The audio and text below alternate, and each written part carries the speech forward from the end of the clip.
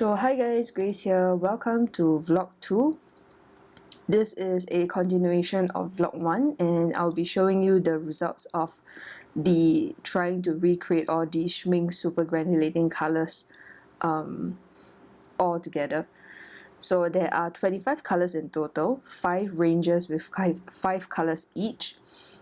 I actually filmed the swatching of the Tundra and the Forest range, but then unfortunately the footage was just too grainy because I forgot to change up my camera settings, and then I think those footage are kind of unusable at the moment, so I'm just going to go straight to the summary or like kind of like comparison of the swatch and then what I created.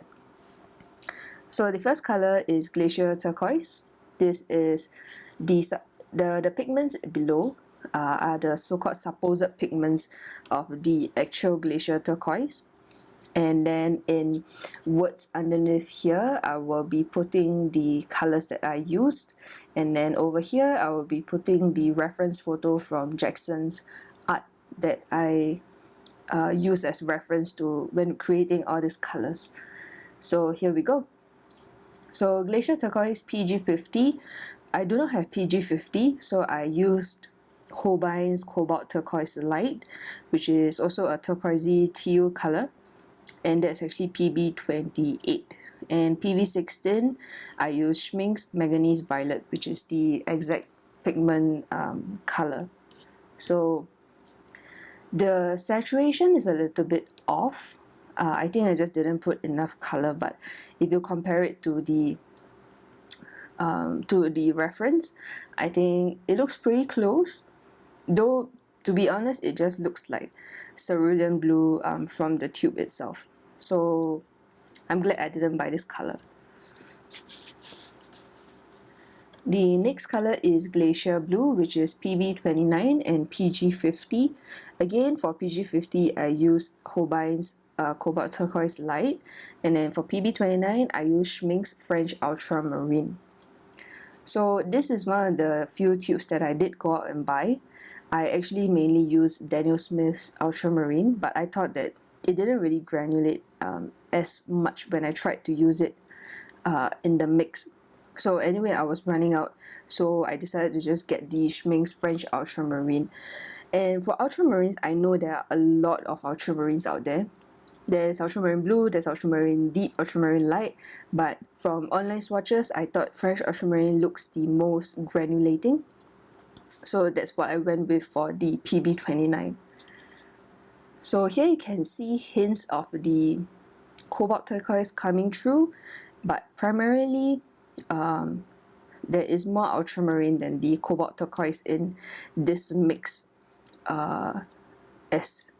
as what I saw in the reference photo. So it's Glacier Blue. Glacier Green is the only tube of the super granulating paints that I have, and it's PR233 and PG50. So PG50 again, HOLBEIN's Cobalt Turquoise Light. PR233 is Schmincke's Potter's Pink. So this is a swatch of the Glacier Green from the tube itself. To be honest, it looks pretty similar, just that I think because of the Cobalt Turquoise Light that I used, it is more blue than green in the recreated one than the actual. The actual actually leans towards more of like a muted green color. I think it's pretty similar, so I think this was quite a good dupe in that sense. The next is Glacier Brown, PBr6, which is Schmincke's Mars Brown, PG26, Schmincke's Cobalt Green Dark. So this is a brown with green granulation. The green didn't really affect the brown that much. It did give it a little bit of a deeper, like it's a darker brown than Mars Brown itself, but the green mainly showed through in the granulation. Unfortunately, I think this one is more of a mistake on my part. I think I messed around with it a little bit too much when I was swatching, so it is not very obvious in this particular swatch. Finally, the last color in the Glacier series is Glacier Black, PBK 11, I use Daniel Smith's Lunar Black, and for PB35, I use Daniel Smith's Cerulean Blue. Again, I think this is probably bad application on my part. So you can see the blue kind of like more obvious in the middle, and then the rest of it is actually just more grey and black than blue. So it didn't really mix that well for this particular swatch as well, but it does look pretty interesting. I think this could go, this could be a very nice or interesting color to use if you're drawing something like a galaxy or like a really stormy night. So pretty interesting mix. Moving on to the Galaxy series. The first is Galaxy Pink, which is PV16. I use Schmincke's Manganese Violet, and PBr33, which I did not have, so I used Daniel Smith's Lunar Brown instead. If I'm not wrong, PBr33 in the Schmincke watercolor line is Mahogany Brown, so I thought Daniel Smith Lunar Brown was kind of like a good enough match. And I think this also ended up looking very interesting. You can see more brown in this area and more pink in this area, or pink or violet in this area. So I didn't know that mixing like a violet and a brown could give you such an interesting, like deep muted pink color. So very interesting finding when I was creating this swatch. So the next color we have here is Galaxy Violet, PR233, which is Schmincke's Potter's Pink, and PB29, which is Schmincke's French Ultramarine. So Potter's Pink is a pretty weak tint color, and by mixing it with a blue, it actually gave this interesting purple, kind of like almost like muted purple color that leans more blue than pink, and also a very interesting granulating pattern that comes out. The next is Galaxy Blue, which is PG50 and PB29. So if you notice, there are a lot of repeats in terms of the colors, the pigments that they use, and that's why maybe it may make more sense to go and buy, I think it's all 16 colors that make up this 25 colors, and French Ultramarine, or at least the PB29 pigment, is one that is used the most of all the colors for this range. So this one is also the exact same pigment information as Glacier Blue, but Glacier Blue is one that leans more towards the ultramarine, and Galaxy Blue leans more towards the PG50 mix, part of the mix. So again, this just looks like a very light sky blue color to me. There is interesting granulating patterns. This could be used for like a bright cloudy, not say cloudy, a bright sky with a bit of clouds here and there. Like, it gives me that kind of feeling. So but honestly, I think I'll just buy the 2 tubes if I really wanted to make this color and to make this color as well. So, you know, I'm glad that I did this experiment to find out that I didn't have to spend that kind of money to make these colors. So the next is Galaxy Brown. So this is one of the so-called more problematic, the colors I had the most difficulty because I do not have PV62. PBr6 again is Schmincke's Mars Brown, but PV62, as far as I could find, it is only made by Schmincke, and I think it's called Cobalt Violet Deep Hue, or something along those lines, and no other company makes PV62, at least at the moment, at this point that I know of. So the option that I decided to go with was Jackson's Cobalt Violet Deep Hue as well, or Cobalt Violet Dark Deep Hue, I think, yeah. So that is a mix of 2 pigments, which you'll see below, and I think that just simply doesn't granulate as much as the PV62 is supposed to. So it just looks like kind of like this reddish brown in its mass tone with not a lot of granulating patterns. So I think this is not really a good recreation of the color. of Galaxy Brown. And then the last in the Galaxy series is Galaxy Black, PBK 11, which is Daniel Smith's Lunar Black, and PB29, Schmincke French Ultramarine. So you can tell already in like the 10 colors, there are 1, 2, 3, 4. There are already 4, so 40% of the colors in the Glacier and Galaxy series use PB29. So I think, you know, I just wonder if I am using the correct PB29 in the sense that it is French Ultramarine and not other Ultramarines. But I thought this is also a very, this could also be a very nice, like, how to say, stormy night kind of color. So here I put more black, and then here I put more Ultramarine. In a way or another, this actually reminds me of Daniel Smith's what's that color? Soda Light. It's been a color I've been wanting to get for a while, but it's also a pretty pricey color. It's like a series, like 4 or 5 color, and it's like $20 to $30 per 15 ml, and I just couldn't bring myself to buy it. But maybe this could be a good dupe, either this or actually the next color, so we'll get to that soon. Now we'll move on to the Deep Sea range. The first is Deep Sea Violet. Deep Sea Violet, again, PB29, Schmincke's French Ultramarine, and PBr33, which I do not have, and I use Daniel Smith's Lunar Brown. So this was an interesting find for me, that I didn't know mixing a blue and a brown pigment could give me like this kind of violet-ish color. So this was actually very interesting to know.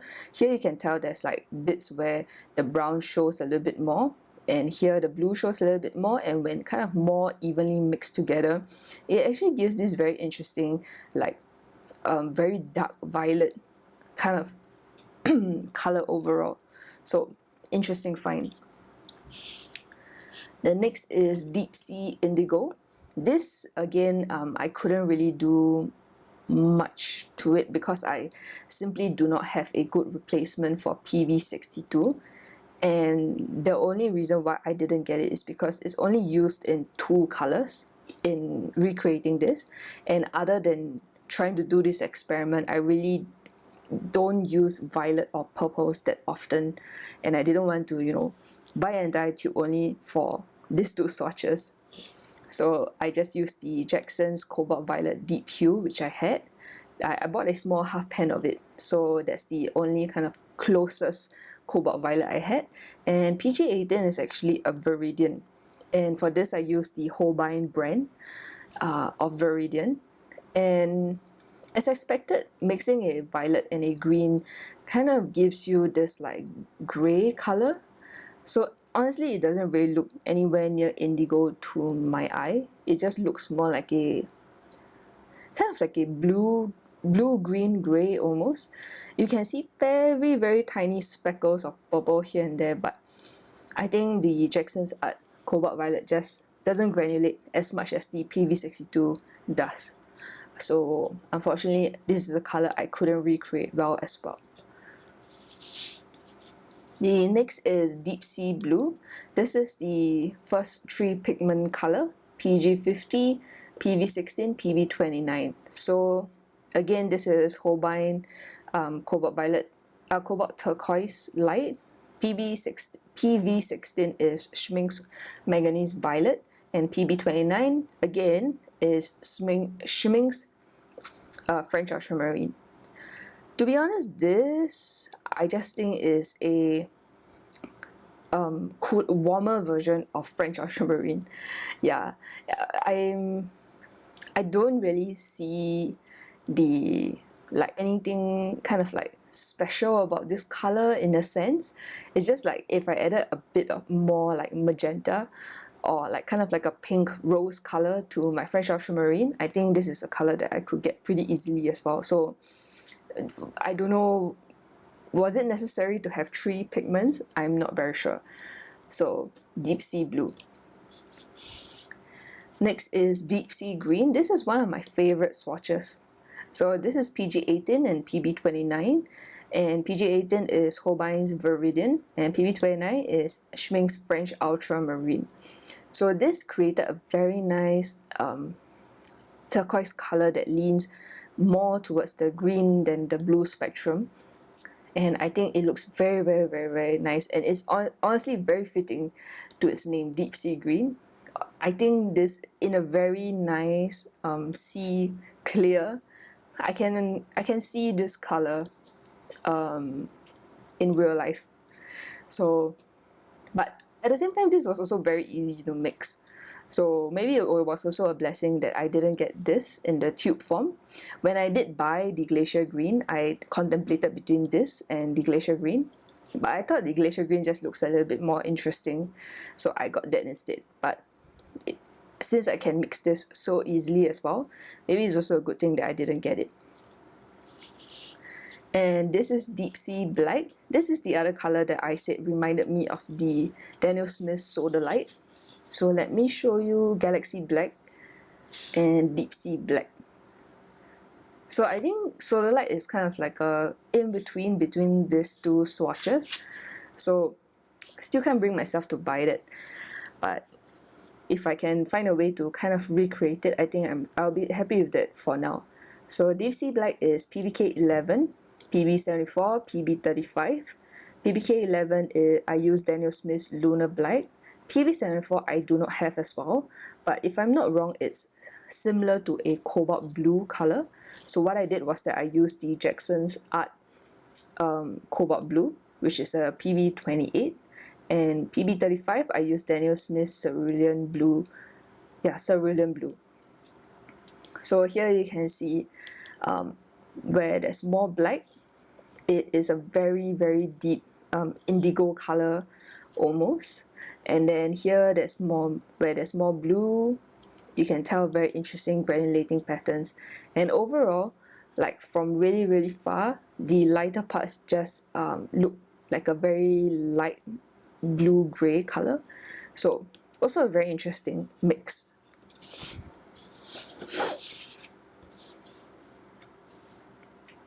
So moving on to the Tundra series, this is the footage that I lost, the Tundra and the forest.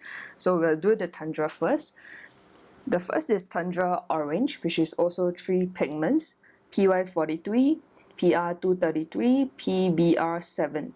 So PR233 is Potter's Pink. I use the Schmincke Potter's Pink. And for PY43, it's actually a yellow ochre color, usually.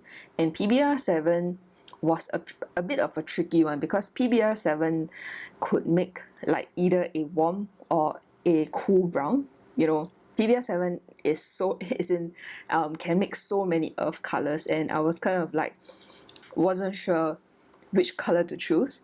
But luckily, and I didn't notice this until I decided to do this experiment, that HOLBEIN's raw umber is actually a mix of PY43 and PBr7. So I thought that would be a pretty good way to start, to see if that's the right color before I try to find a so-called the correct PBr7. And it actually turned out quite well. I think the color actually is quite similar to the reference, whereas it looks like an orange brown in general, and then here and there you can see the Potter's Pink showing through. So over here you can tell it's a little bit more pink, and then over here it's a little bit more of like a dark brown orange color. So surprisingly, this actually turned out pretty nicely. So the next is Tundra Pink. This is PB29 and PR233. So if this seems familiar, it's because it's the exact same pigments as Galaxy Violet as well. So PR233 and PB29. This one has a lot more ultramarine over the Potter's Pink, and this one has a lot more Potter's Pink than the French ultramarine.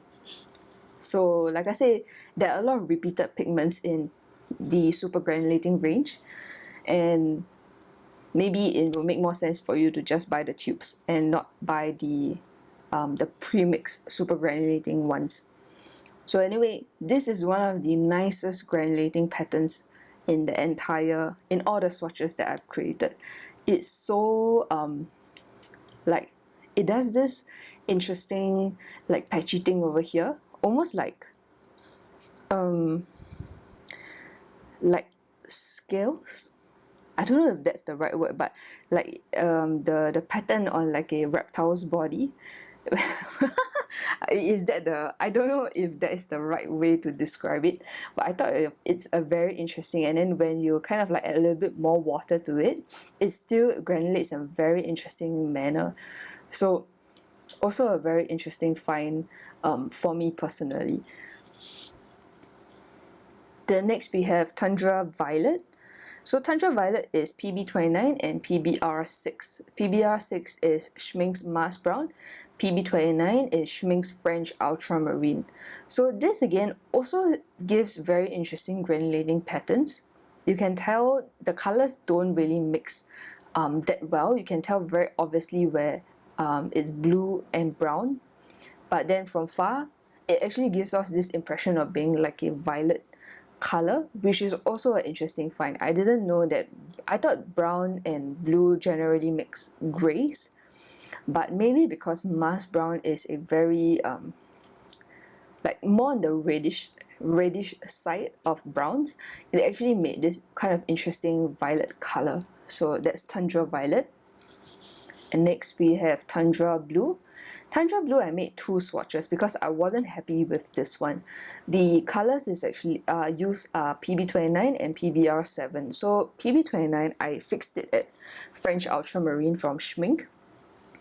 I tried, in this one, I tried Daniel Smith's Burnt Umber. However, I thought it looked a little bit too grey for my liking. Like, this is what you expect when you mix like a earth tone and a blue. Generally, this is the easiest way to get grey in watercolors. So but I thought this just turned out just way too grey, and I tried to change it up with a burnt sienna instead, and very surprisingly it actually gave off a more, like, it looks, I mean, burnt sienna being the warmer earth tone, it just looks so much nicer, but it's just really a tiny drop of burnt sienna, because any more it's going to neutralize the blue, and then it's just going to turn completely grey. So this is just a really light touch of burnt sienna, and I think this actually looks better than this swatch. This is burnt umber and this is burnt sienna. So the next color is Tundra Green. So this is the other pigment that I had problems with, which is PG19. So PG19, I have Daniel Smith's Cobalt Green Pale, and then PBr6 is Schmincke's Mask Brown. So I know the Mask Brown definitely has no problems per se, but the PG19 just has a very weird texture and look to it. So I made two swatches, this one and this one, but let me show you first what the Cobalt Green Pale I have actually does. So by itself, this is what the Cobalt Green Pale looks like. It just looks like green particles suspended in gum arabic. Like, to achieve this color, I had to it almost felt like I was using watercolors from the tube without adding a single drop of water to get this kind of saturation, and it's very thick on the page. So the moment you add some water to kind of get it to the so-called normal watercolor consistency, it just does this. So there's not really a color, it's just like green sediment suspended in gum arabic kind of feeling. So that's why the swatches that I made with the PG19 just end up looking like green sediment suspended in the other color, which is the Mask Brown. So I didn't really like how this turned out, and since it was supposed to be more green, I decided to add a little bit of the Cobalt Green Dark, which is PG26, and I think it turned out quite a lot nicer than this, and also closer to the reference. So the last is so that's it for the Tundra range. Finally, we're moving on to the last, which is the Forest range. The first is the Forest Olive, And Forest Olive is 3 pigments, PG18, PBr7, PY43. So PG18 is Viridian. I use Holbein's Viridian again. And for this two, like the Tundra Orange, I simply use Holbein's Raw Umber. So I didn't have to, like I wanted a benchmark, so I didn't have to guess what the PBr7 was first. But actually it turned out very similar to the reference photo that I used. So I'm quite happy with this, and I actually can see this being used in actual foliage. If you were to draw like landscapes and maybe off in the background, I think this could be a very cool color to use for foliage. The next is Forest Green. Again, because this uses the PG19 pigment, it just does this weird thing where it just looks like green sediment suspended in the other color. And the other color for this is PBr33 supposedly, but I do not have it, and I use Daniel Smith's Lunar Brown. So Lunar Brown in itself, so this was the, I won't say it's the worst, but it just looks the weirdest because Lunar Brown in itself is also a very granulating color. So this is what Lunar Earth. So this is what Lunar Earth looks like by itself. It granulates so much as well. And this is also with a very thick application for it to show the brown as much. So you imagine this is like this swatch. It's kind of just like mixing brown sediment and green sediment in gum arabic. So like this, and then you add this to it. This is exactly what the swatch is. So again, I wasn't happy with it, and I created a second swatch where I also added the cobalt green dark, and I think this looks better. At least it looks cohesive, like it's one color. It doesn't look so out of place like this. I don't know, the more I look at it, the funnier it just looks to me. Even on screen it looks weird. But yeah, this is Forest Green number 1, which I think looks terrible, and this is Forest Green number 2, which I think looks a lot nicer. The next is Forest Blue, PB36 and PBK11. So PBK11 is Daniel Smith's Lunar Black, and PB36 is, I use Daniel Smith's Cerulean Blue Chromium for this. And I thought that it just didn't give me the kind of turquoise color that I was seeing in the reference. So I made a second swatch with another PG36 that I had, which is Cobalt Turquoise. Give me a moment, let me find the swatch for you.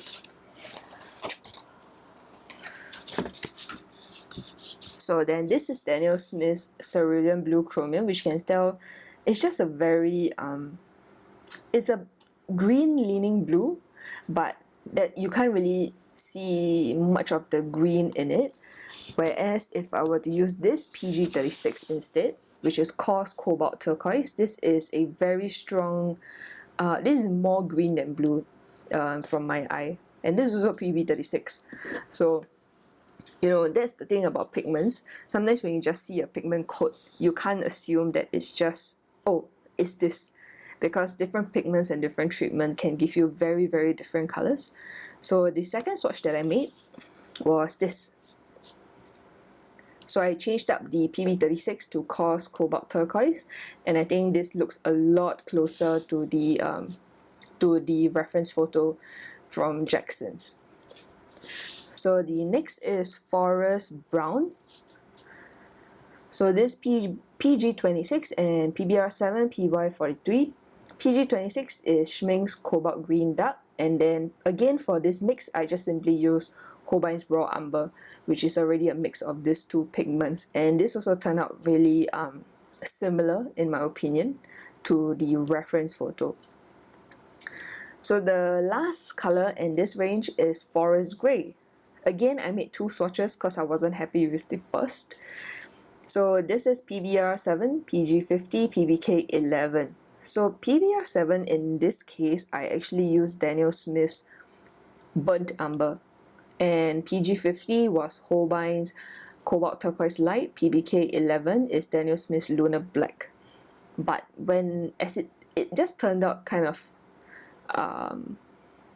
very different from what I expected and very different from the reference. So I went in and I actually changed up both the PG50 and PBr7. PG50 I actually changed it to the coarse Cobalt Turquoise, and PBr7 I changed it to a warmer earth tone, which I changed it to burnt sienna. So I don't know, both looks pretty cool. This actually looks like a grey, green-grey brown. I don't know what is the best way to describe this color, but you can see all the colors that I've used. And it kind of looks more interesting in a way. And this one just looks like a very cold grey. So, which you can decide, you can be the judge of which one you think looks more like the reference or which one you prefer. So that is all.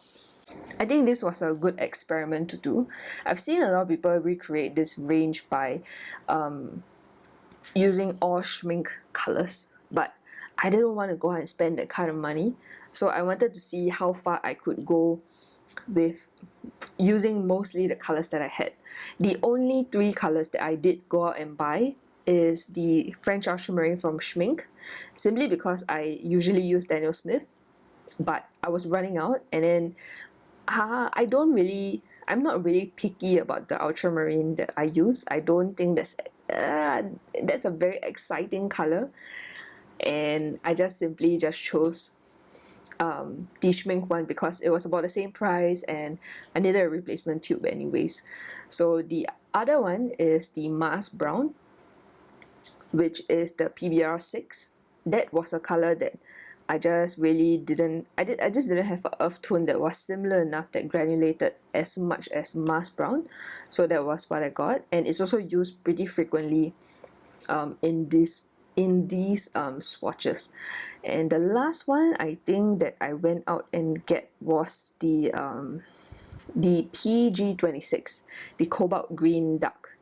So again, I seldom use pre-made greens. I only have a Phthalo Green and the Viridian. Oh, and I have a sap green. But other than that, I generally try my best to mix my own greens. So Cobalt Green, that was something that I never even thought about it as an option to buy. But, you know, for this, there was really no way of getting around the Cobalt Green problem as well. I had no similar colors that can possibly replace it. And then I just thought, must as well, you know, just get a tube and see how it goes. But turns out it is an extremely strong tinting color, which I didn't know. So I squeezed out this little tiny, like, I don't know I squeezed out this like round bit of it. It's been quite some time. It's been at least a month and I still can't use it all. So I still have pretty much an entire tube minus a half pen, because I thought that I would just squeeze a little bit here, used it up, and then I'll start using the half pen that I filled. But this has yet to run out, and this is really just like, it's almost like flat. Yeah, it's not like a mold, and you can see like as I touch it, right, it's almost flat. And I know I shouldn't be touching watercolors because of the oils on my finger, but this is a color that I just have accidentally so much of. And I even went and bought like a 15 ml tube because since it was an expensive color, I just counted it by milliliters, whether it was worth it to get the 5 or the 15. And the 5 was like $13 and the 15 was like $22. So I thought the rational thing for me to do was to get the 15 ml, but it is lasting me a very, very long time. But those are the 3 colors that I specifically went out to do this video. Other than that, I had all the other colors from collecting them over the last 1.5-2 years of me starting my collection. So maybe this is a good I hope this was helpful, that if you are thinking about buying the super granulating range or thinking about if is it possible to mix all these colors, maybe this video could help you answer some of the questions that you have. So thank you for watching. I will see you guys in the next vlog. I know these 2 vlogs have been really long. I will try my best to be more concise in the future. So thank you for watching. I'll see you in the next one. Bye!